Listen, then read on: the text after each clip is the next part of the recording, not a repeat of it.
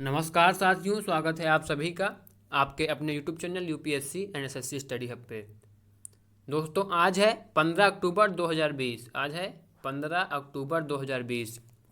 आज हम 15 अक्टूबर 2020 से संबंधित सभी इम्पॉर्टेंट क्वेश्चन के बारे में डिस्कस करेंगे। आज हम डिस्कस करेंगे।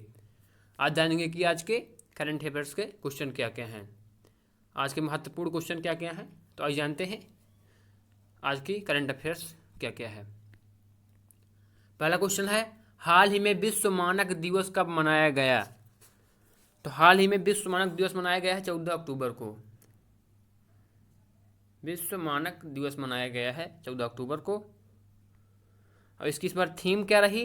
तो इसकी इस बार की थीम रही है protecting the planet with standards.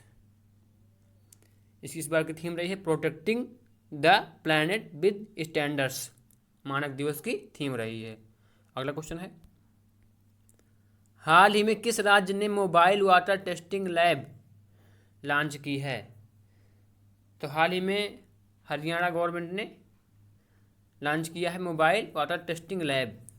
इसके तहत मोबाइल से ही पानी की शुद्धता की जानकारी हो जाएगी, जांच कर सकते हैं हम इसकी। हरियाणा के मुख्यमंत्री ने इसे लॉन्च किया है अभी, मनोहर लाल खट्टर ने।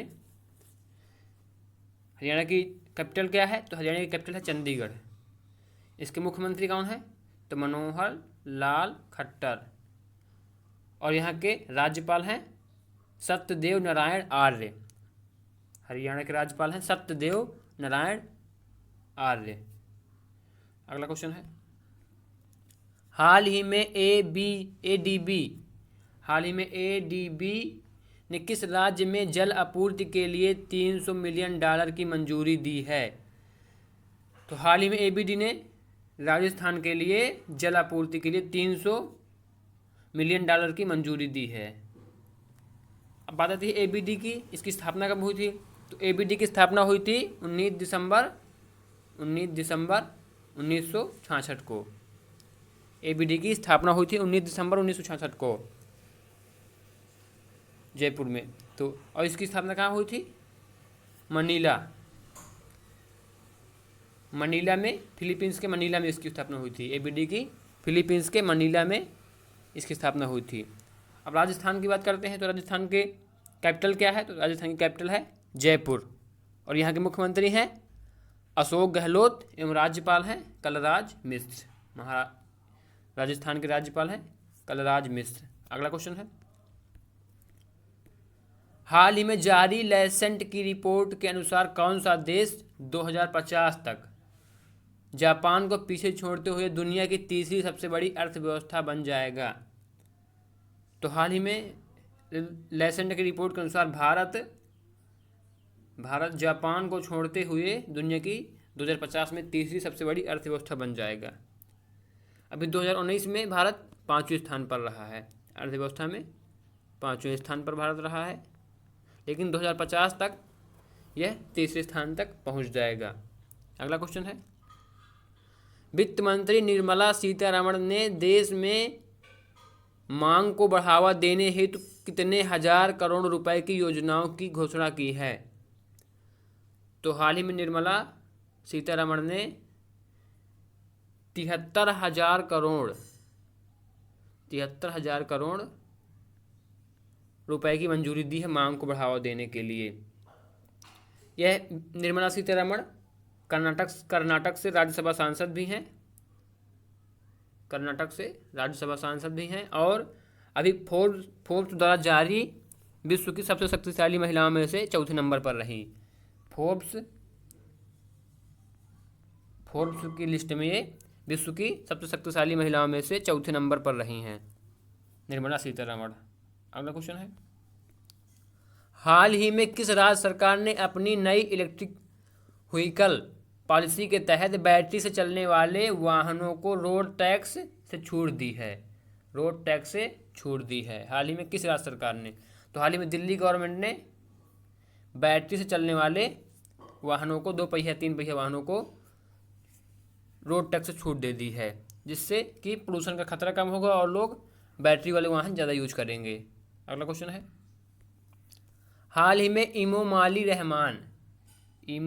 रहमान किस देश के राष्ट्रपति बने हैं?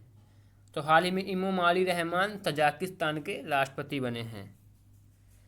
तजाकिस्तान की कैपिटल क्या है? दुशांबे। इसकी कैपिटल है दुशांबे, तजाकिस्तान की। और यहाँ की करेंसी है तजाकिस्तान सोमनी। यहाँ की करेंसी है तजाकिस्तान सोमनी। यहाँ के नए राष्ट्रपति बने हैं हाल ही में इमोमाली रहमान। अगला क्वेश्चन है, हाल ही में भारत की पहली हाइड्रोजन ईंधन सेल HFC प्रोटोटाइप कार का सफलतापूर्वक परीक्षण किसने किया है? तो हाल ही में CSIR ने भारत की पहली हाइड्रोजन ईंधन सेल HFC प्रोटोटाइप कार का सफलतापूर्वक परीक्षण किया है CSIR ने। CSIR यानी फुल फॉर्म इसका है council of scientific and industrial research. Council of scientific and industrial research CSIR। इसकी स्थापना हुई थी 29 सितंबर 1942 को इसकी स्थापना हुई थी CSIR की। इसका हेडक्वार्टर है न्यू दिल्ली। इसका हेडक्वार्टर कहाँ है? न्यू दिल्ली में इसका हेडक्वार्टर स्थित है। अगला क्वेश्चन है, हाल ही में किसके द्वारा पहली बार virtual Indian international jewellery show का आयोजन किया जा रहा है? तो हाल ही में GJEPC के द्वारा पहली बार virtual India international jewellery show का आयोजन किया जा रहा है। अब GJEPC क्या है? तो ये है gents and jewellery export promotion council of India. ये है GJEPC है। इसका फुल फॉर्म है gents and jewellery export promotion council of India. इसकी स्थापना हुई थी 1966 में। इसकी स्थापना 1966 में मुंबई में हुई थी GJEPC की स्थापना। अगला क्वेश्चन है, हाल ही में चर्चित न्यू कैलेडोनिया किस देश का एक क्षेत्र है?